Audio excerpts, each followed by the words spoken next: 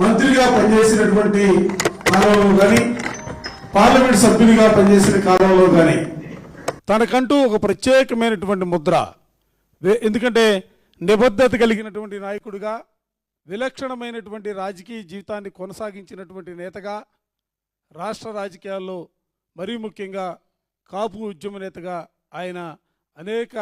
ఆయన తీసుకున్నటువంటి ఏ కార్యక్రమంలో అయినా కూడా నిబద్ధత కళ్ళగట్టినట్టుగా కనిపిస్తున్నటువంటి పరిస్థితులు.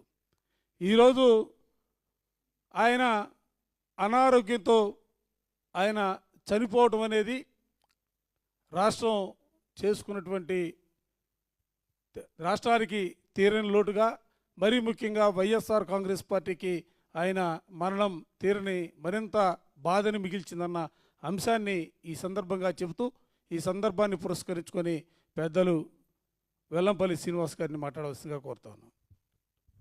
అందరికీ నమస్కారం. ఈరోజు పెద్దలు వైఎస్ఆర్సీపీ సీనియర్ నాయకులు ముద్రగడ పద్మనాభం గారు ఈరోజు వారి యొక్క మరణ వార్త వినడం అంటే చాలా బాధాకరం.